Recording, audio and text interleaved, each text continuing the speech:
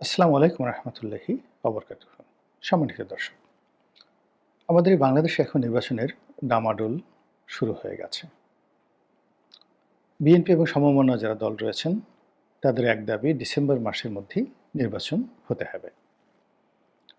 তো ডিসেম্বর মাসে যদি নির্বাচন হয়, সঙ্গত কারণে জানুয়ারি মাসে আমরা একজন নতুন প্রধানমন্ত্রী পাবো, যদি প্রেসিডেন্সিয়াল ফর্ম অফ গভর্নমেন্ট প্রতিষ্ঠিত না হয়। অর্থাৎ এখন যে সংসদীয় গণতন্ত্র রয়েছে, সেই সংসদীয় গণতন্ত্রে সরকার প্রধান হিসেবে আমরা একজন প্রধানমন্ত্রীকে পাব। এবং এখন আমাদের যে স্বাভাবিক ক্যালকুলেশন, সেই ক্যালকুলেশন অনুযায়ী যদি নির্বাচন হয়, সেখানে বিএনপি ব্যাপক সংখ্যাগরিষ্ঠতা পাবে। শুধু সংখ্যাগরিষ্ঠতা নয়, বাস্তব অবস্থা হয়েছে যে বিএনপি সম্ভবত ৩০০ আসনেই তার প্রার্থী অথবা বিদ্রোহী প্রার্থী জয়লাভ করে আসবে। এবং এটি কতটা জটিলতা তৈরি করবে সেটা আপনাকে জাস্ট সংক্ষেপে বলছি। আমি কয়েকবার বলেছি ভিডিওতে, তারপর এখানেও বলছি। ধরুন, আমরা ঢাকা শহরে দেখি সমন্বয়কদের একটা ভাবসাব আছে। তারা সরকারি প্রোটোকল নিয়ে জেলা শহরে যাচ্ছে, আবার সেখান থেকে চলে আসছে। পত্রপত্রিকাগুলো তাদেরকে দারুণভাবে হাইলাইট করছে। কিন্তু তাদের মধ্যে থেকে কেউ প্রধানমন্ত্রী হবেন, সার্জিস প্রধানমন্ত্রী হবেন, মাহফুজ হবেন, একথা আমরা কিন্তু কেউ কল্পনাও করতে পারি না। অধিকাংশ তারা যারা উপদেষ্টা রয়েছেন, এটা দেখে আমাদের অনেকের চোখ টাটাচ্ছে যে এত অল্প বয়স, যারা একটা চাকরি চেয়েছিল বিসিএস এর, আর সেখানে তাদেরকে একেবারে মন্ত্রী বানিয়ে দেওয়া হলে, এরকম কথাবার্তা অনেকে বলার চেষ্টা করছেন। এবং সাধারণ মানুষ সেখানে সায় দিচ্ছেন। কেউ বলছেন না যে না, তাদের সে যোগ্যতা রয়েছে। নেপোলিয়ন বোনাপার্ট যদি ২১ বছর বয়সে সম্রাট হতে পারেন, তারা কেন পারবেন না? জুলিয়াস সিজার যদি ২৫ বছর বয়সে ওটা হতে পারেন, কেন পারবেন না? আকবর সাহেব, সম্রাট আকবর, তিনি যদি ১১ বছর বয়সে দিল্লির সিংহাসনে আসীন হতে পারেন, তাহলে তিনি কেন পারবেন না? এখন এরা যারা আছেন তারা কেন পারবেন না? এরকম। তো যাই হোক, সেই কথা কিন্তু আমরা কেউ বলছি না। ২ নম্বর, আমরা যেটা দেখছি ঢাকা শহরে জামায়াত ইসলামের একটা বিরাট তৎপরতা। অবস্থা দৃষ্টে মনে হচ্ছে যে জামাতের আমিরই প্রধানমন্ত্রী হয়ে যাবেন। তিনি যাচ্ছেন, সবার সঙ্গে করমর্দন করছেন, অনেককে জড়িয়ে ধরছেন, বাচ্চাদেরকে আদর করছেন, চুমু দিচ্ছেন। কিন্তু সমস্যা হচ্ছে যে এই সম্মানিত মানুষটির যে কর্মকাণ্ড, সেই কর্মকাণ্ড নিয়ে ট্রল হচ্ছে। তিনি একটা শিশুকে কেন চুম্বন দিচ্ছেন?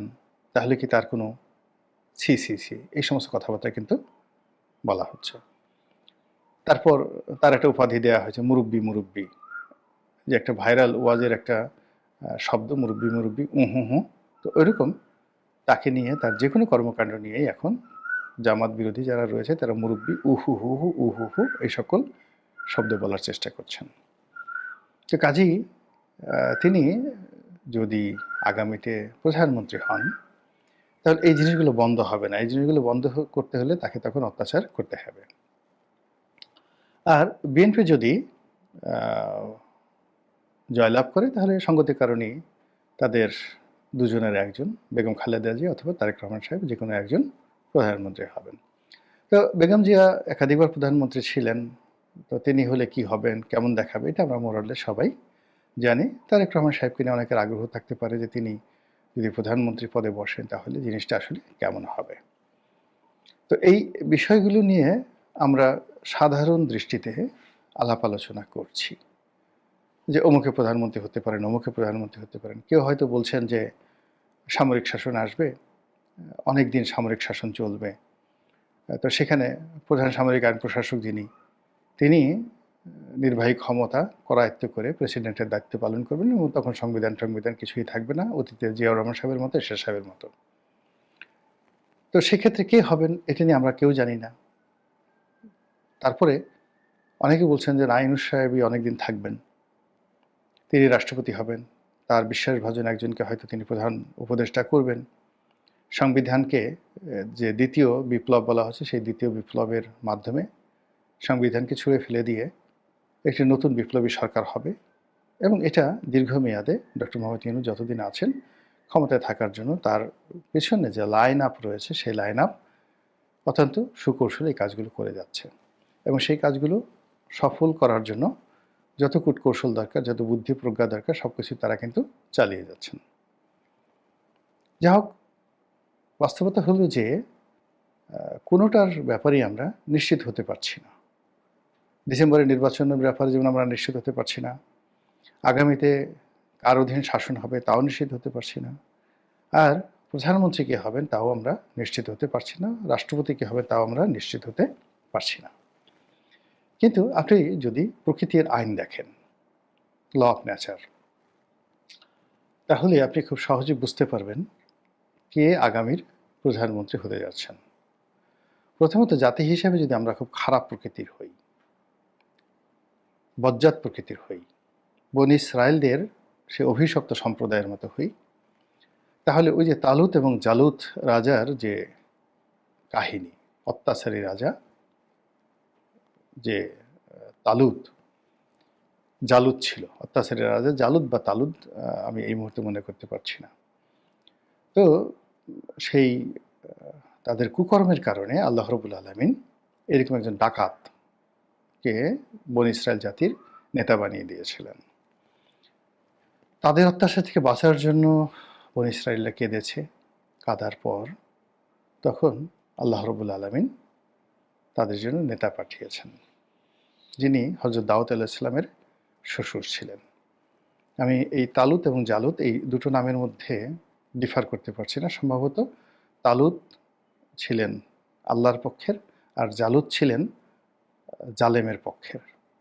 আল্লাহ মাফ করুন, আপনারা মাফ করুন যদি তথ্য বিভ্রান্তি হয়ে থাকে। এর কারণ হলো যে আমি কোনো স্ক্রিপ্ট নিয়ে ভিডিও করি না, বা আমার সামনে কোনো প্রস্তুতি থাকে না। জাস্ট হেডলাইনটা তৈরি করে এরপর আমি বক্তব্য দিতে থাকি, যার জন্য এর মধ্যে যে তথ্য উপাত্তগুলো আসে মানুষ ভুল করে।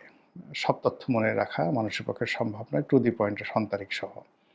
তারপর আমি চেষ্টা করি যে আমার এই ভিডিওগুলো শুনে আপনারা ইতিহাস, সাহিত্য, সংস্কৃতি, গল্প, উপন্যাস, ধর্ম, কোরআন, হাদিস আমি যতটুকু জানি ততটুকু বলার চেষ্টা করি। তো এক্ষেত্রে কিছু ১৯-২০ হতে পারে। এটা ক্ষমা সুন্দর দৃষ্টিতে দেখে আমার যে মানবিক দুর্বলতাগুলোকে স্মরণ করে আমি যে উদ্দেশ্যে বলতে চাচ্ছি সেই উদ্দেশ্যটিকে যদি আপনারা মেনে নেন আমার জন্য ভালো হয়। তো যেটা বলছিলাম যে আপনি যখন খুব খারাপ প্রকৃতির হবেন, বনী ইসরায়েলের সেই সম্প্রদায়ের যারা অবাধ্য ছিল, যারা খারাপ ছিল, অন্যের ধন সম্পদ হরণ করার চেষ্টা করত, তাদের জন্য আল্লাহ রাব্বুল আলামিন এই জালুত প্রকৃতির বা অত্যাচারী প্রকৃতির শাসক দান করেন। দেখেন, আমাদের জাতীয় চরিত্র দেখেন, আমাদের জাতীয় চরিত্র একটু ভালো হয়নি। শেখ হাসিনা চলে গেছেন, আমরা কি তেলের বাজারের সিন্ডিকেট বন্ধ করতে পেরেছি? এই যে ভোক্তা অধিকার আইন থেকে শুরু করে যে সকল আইন প্রয়োগকারী সংস্থা রয়েছে, বাজারে পর্যাপ্ত তেল আছে, কিন্তু তারা আমার দোকানে তেল নাই এটা কৃত্রিম সংকট তৈরি করে এই মাসে ব্যবসা করার জন্য এক একটা তেলের বোতলে মানে কত লাভ হবে, পার লিটারে ২০ টাকা করে তারা লাভ করার চেষ্টা করছে। ডেইলি সে ধরুন ১০০ লিটার তেলই নয়, সে লাভ করলো, বিক্রি করলো। ১০০ লিটার তেল যদি সে বিক্রি করে ২০ টাকা করে যদি অতিরিক্ত নেয়, কত টাকা আসে? ২,০০০ টাকা। এই রোজার একটি মাসে তার কত আসবে? মানে যদি ২,০০০ টাকা আপনি ৩০ দিয়ে গুণ দেন, কয় টাকা আসবে? খুব অল্প টাকা একজন মানুষের জন্য। কিন্তু এই কাজটি হচ্ছে, সারা বাংলাদেশে হচ্ছে। প্রায় সবগুলো আইটেমেরই যাকে বলা হয় এখানে কৃত্রিম সংকট তৈরি করা হচ্ছে। এরপর অনলাইন থেকে শুরু করে বিভিন্ন জায়গাতে বিভিন্ন প্রোডাক্ট বিক্রি করার জন্য সবাই কোরআনকে ব্যবহার করছেন, হাদিসকে ব্যবহার করছেন, দাড়িকে ব্যবহার করছেন, টুপিকে ব্যবহার করছেন। মানুষকে মানে হাল তেরা চাল হয়, মকসুদ তেরা মাল হয়। গুড় বিক্রি করতে হবে, সেখানে কেন কোরআনের কথা বলতে হবে? মৌমাছির মধু বিক্রি করতে হবে, সেখানে কেন কোরআনের কথা বলতে হবে? যে সর্ষে ফুলের মধু বিক্রি হয় সাধারণত ২৫০ টাকা করে কেজি মাঠে, ২৫০ টাকা করে কেজি, এবং নর্মালি এগুলো ৩৫০-৩০০ এই রেটে বিক্রি হয়। কিন্তু আপনি সেই সর্ষে ফুলের মধু, তারপরে কালো জিরার মধু, ধনিয়া ফুলের মধু, বিভিন্ন রকম নাম ঠাম দিয়ে যেগুলো কৃত্রিম মৌমাছির মাধ্যমে চাষাবাদ করা হয়, অন অ্যাভারেজে ৪০০ টাকার বেশি কোনো অবস্থাতে কোনো মধু নেই। সেগুলো আপনি এই নিজের সুরতকে ব্যবহার করে ৫০০, ৭০০, ১,০০০, ১২০০, কোনোটা সুন্দরবনের খাঁটি মধু, এগুলো বলে সব জায়গাতেই একটা সুরত ব্যবহার করা হচ্ছে। এখন এদের জন্য, যারা মন্দ লোক, তাদের জন্য আসলে কখনোই ভালো শাসক এসে ১ মিনিট টিকতে পারবে না। এখানে যে সমাজ সুদের উপর চলে, সেখানে সুদখোরকেই আল্লাহ নেতা বানাবেন। যে সমাজ জেনার উপর চলে, সেখানে জেনাকারকে আল্লাহ নেতা বানাবেন। যে সমাজ মিথ্যার উপর চলে, সেখানে আল্লাহ মিথ্যাবাদীকে নেতা মনে করবেন। তো আমাদের এই সমাজের যে চরিত্র অনুযায়ী আগামীতে যিনি প্রধানমন্ত্রী হবেন, আমাদের বেশিরভাগ মানুষের চরিত্র অনুযায়ী আল্লাহ দিবেন। সভ্য হলে আমাদের সভ্য দিবেন, আর অসভ্য হলে আমাদের জন্য সবচেয়ে বড় একটা অসভ্য পাঠাবেন। একেবারে শরীরের বিভিন্ন অঙ্গে মানে তার কাটা বা পেরেক ঢুকিয়ে যেভাবে নির্মম অত্যাচার করা হয়, ওভাবে শাসক আমাদেরকে অত্যাচার করবেন আমাদের এই অভ্যাসের কারণে। আর আমরা যদি তওবা করি, আমরা যদি নিজেদের নিজ নিজ অবস্থানে আল্লাহর কাছে প্রার্থনা করি যে, হে আল্লাহ, আমরা অন্যায় করেছি, ভুল করেছি, তোমার হক আদায় করার চেষ্টা করিনি, তোমার সঙ্গে নাফরমানি করেছি, তুমি আশরাফুল মাখলুকাত হিসেবে আমাকে যে মর্যাদা দিয়েছ, আমি গরুর মতো ব্যবহার করে তোমার সেই আশরাফুল মাখলুকাতের যে শাখসিয়াত, এটাকে অপমান করেছি। হে আল্লাহ রাব্বুল আলামিন, তুমি আমাকে বন্ধু বানাতে চেয়েছ, তুমি আমাকে নামাজ শিখিয়েছ, কোরআন দিয়েছ, ধর্ম দিয়েছ, বন্ধু দিয়েছ, আত্মীয় স্বজন দিয়েছ। এ সকল বাদ দিয়ে আমি রাস্তার কুকুর হওয়ার জন্য চেষ্টা করেছি।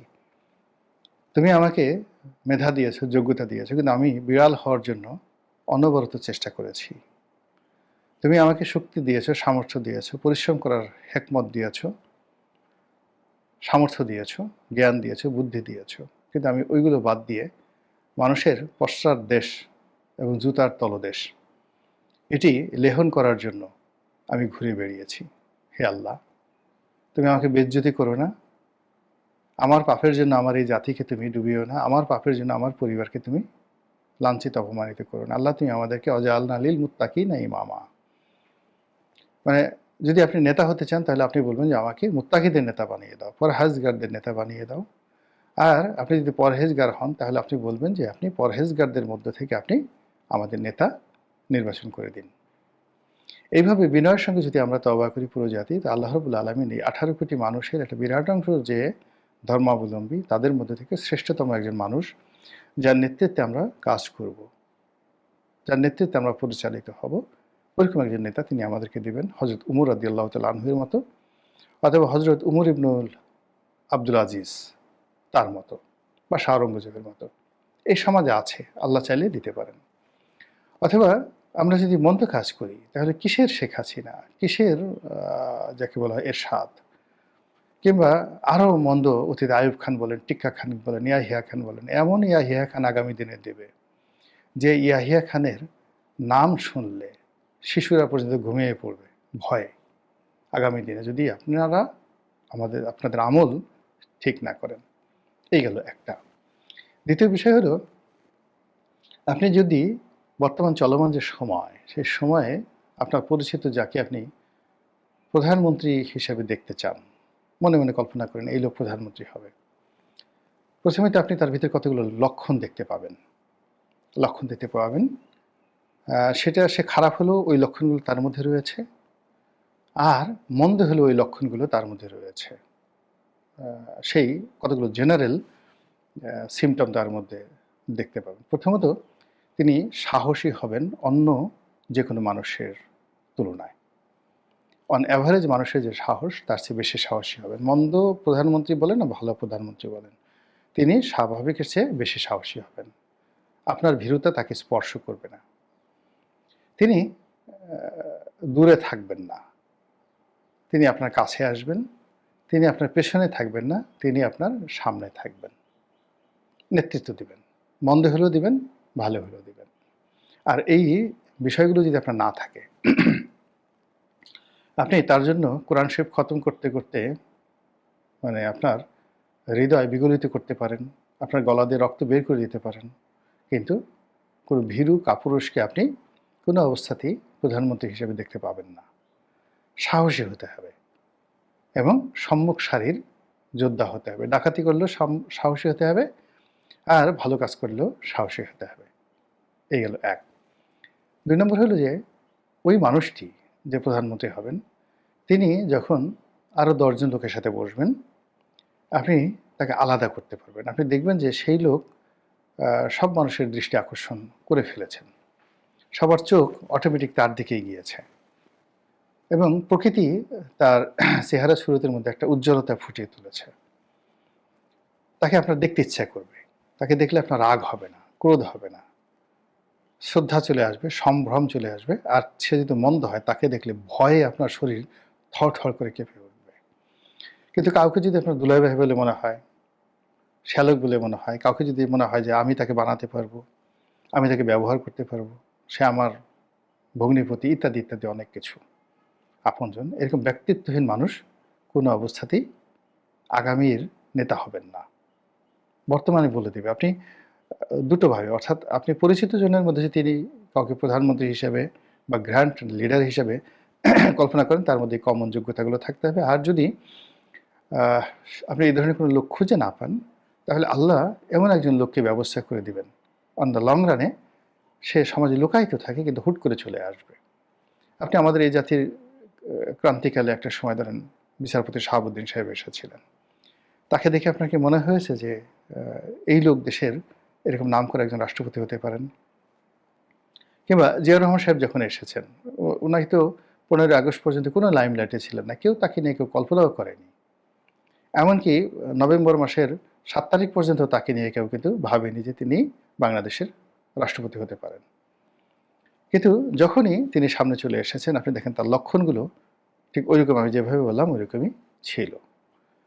তো এরকম মানে আপনি বঙ্গবন্ধুকে দেখেন, সেই 1953 বঙ্গবন্ধুর একটা ছবি দেখেন। আপনি সবার মধ্যে থেকে তাকে আলাদা করতে পারবেন। তার হাঁটা, তার চলা, তার কথাবার্তা, তার কর্মকাণ্ড সবকিছুই অন্য থেকে আলাদা। ইস এ প্রাইম মিনিস্টার। আপনি শেখ হাসিনাকে দেখেন, ইভেন খালেদা জিকে দেখেন। খালেদা জিয়া যখন আ মেজরের স্ত্রী ছিলেন, কর্নেলের স্ত্রী ছিলেন, তখন আপনি তার ড্রেস কোড দেখেন, তার চালচলন দেখেন, কথাবার্তা দেখেন, আ আপনি তাকে প্রধানমন্ত্রীর মতোই মনে হয়েছে। কিন্তু রাস্তার পাশে সারা জীবন ধরেন আপনি ফেন্সিডিল খেয়েছেন বা আপনার বন্ধু-বান্ধব যা কিছু আছে সব ফেন্সিডিল খোর। আপনি হুট করে একটি দেশের প্রধানমন্ত্রী হয়ে যাবেন, এটি মরে গেলেও হবে না। কিংবা আপনার সারা জীবন একটু ছিনতাই-টিনতাই করার অভ্যাস ছিল বা করতে চাইতেন বা যারা ছিনতাই করতো, ডাকাতি করতো, যাদের অস্ত্রবাজ ছিল তাদের সঙ্গে আপনার খুব খাতির ছিল। টোকাই-মোকাইয়ের সাথে টোকাই সাগর আপনার বন্ধু বা মুরগি মিলন আপনার বন্ধু। এইরকম জিনিস আপনার মনে করেন অলি আল্লাহ, গাউস কুতুবদের বাদ দিয়ে এরকম রাস্তার মানুষ যখন আপনার বন্ধু হবে, দুনিয়া উল্টে গেলেও আপনি কোনোদিন প্রধানমন্ত্রী হতে পারবেন না। সবচেয়ে বড় ব্যাপার হলো যে আপনি মন্দ হন, ভালো হন। আপনাকে দেখলে যদি মানুষের ঘৃণা হয়, আপনাকে দেখলে যদি মানুষের রাগ হয়, ক্রোধ হয়, আপনি আর যা হোক না কেন প্রধানমন্ত্রী হতে পারবেন না। প্রধানমন্ত্রী হওয়ার জন্য মানুষের ভালোবাসা লাগবে। দেখলেই হৃদয় বিগলিত হবে। অন্তর থেকে শ্রদ্ধা চলে আসবে। ভালো। আর মন্দ প্রধানমন্ত্রী হলে দেখলেই গা শিরশির করে উঠবে। ভয়ে আতঙ্কে বুক ধড়ফড় করে উঠবে। চোখের দিকে তাকিয়ে কথা বলা যাবে না। মনে হয় যেন এখন ওখান থেকে এসে আমার গলা টিপে মেরে ফেলবে। এ জল্লাদ, এরকম। কিন্তু আপনাকে দেখলে যদি মনে হয় টোকাই, আপনাকে দেখলে যদি মনে হয় ভিখারি, আপনাকে দেখলে যদি মনে হয় ফেন্সিডিলখোর, আপনাকে দেখলে যদি মনে হয় বেকুব, আপনাকে দেখলে যদি মনে হয় লেখাপড়া না জানা অশিক্ষিত মানুষ, আপনাকে দেখলে যদি মনে হয় যে আপনি মন্দ লোকদের সঙ্গী সাথী, আপনি জেনাকার, আপনি ব্যভিচারী, আপনাকে দেখলেই মনে হবে। আপনি দেখা যাচ্ছে নিজের ঘরের সামগ্রী রেখে অন্যেরটা খেতে পছন্দ করেন। তারপর ফাউ খেতে পছন্দ করেন। ঘুষ দুর্নীতি ছাড়া আপনার ভালো লাগে না। আর মানে অন্যের স্ত্রী, পরের কন্যার প্রতি আপনার নিতান্ত লোভ, লালসা এবং আপনার পারিবারিক জীবন একেবারেই ভালো নয়। একেবারেই ভালো নয়। বউ ভালোবাসে না, সন্তান ভালোবাসে না। সন্তান ডান দিকে গেছে, বাম দিকে গেছে, ড্রাইভারের সাথে ঘুরে বেড়ায়। মানে যাচ্ছে তাই, এরকম। তো সেক্ষেত্রে কোনো সম্ভাবনা নেই। কোনো সম্ভাবনা নেই। সবচেয়ে বড় ব্যাপার হলো যে যখন আপনি বড় হবেন আপনার ৯ জন রত্ন লাগবে। আপনি মন্দ হবেন সেক্ষেত্রে আপনার ৯ জন রত্ন লাগবে। যদি আপনি রঘু ডাকাত হতে চান, ইউ মাস্ট নিড 9 জুয়েলস, 9 ডাকাত। আর আপনি যদি সম্রাট আকবর হতে চান সেক্ষেত্রে আপনার সেই বীরবল, আবুল ফজল, ফৈজি, টোডরমল, মোল্লা দোফেয়াজা, এরকম 9 জন, 9 জুয়েল লাগবে। তানসেন, অর্থাৎ আপনার সঙ্গীত শিল্পী থেকে শুরু করে সব ক্ষেত্রে আপনার এরকম শ্রেষ্ঠ, যুগের শ্রেষ্ঠতম মানুষ আপনার লাগবে। আর এটা না থাকলে আপনি কোনো অবস্থাতেই প্রধানমন্ত্রী হতে পারবেন না। তো এই যে প্রকৃতির যে বিধান, এটা আজকের নয়, হাজার হাজার বছর আগে এভাবেই লেখা আছে। তো সেই দৃষ্টিকোণ থেকে আপনি যদি বর্তমান জমানাতে যাদেরকে দেখছেন, তাদের কাকে দেখলে আপনার মনে হয় যে আগামী দিনে তিনি আমাদের প্রধানমন্ত্রী হবেন? ১। ২ নম্বর হলো আগামী দিনে যিনি প্রধানমন্ত্রী হবেন, তিনি কি ভালো হবেন না মন্দ হবেন? ২। ৩ নম্বর হলো যে আমরা যে চরিত্র ধারণ করি, এই চরিত্র অনুযায়ী আমাদের কেমন একজন প্রধানমন্ত্রী পাওয়া উচিত। এই ৩টি বিষয় নিয়ে চিন্তা করতে থাকুন, কাজ করতে থাকুন, ভাবতে থাকুন এবং যার যার মন মানসিকতা অনুযায়ী আল্লাহর কাছে প্রার্থনা করতে থাকুন। আসসালামু আলাইকুম ওয়া রাহমাতুল্লাহি ওয়া বারাকাতুহু।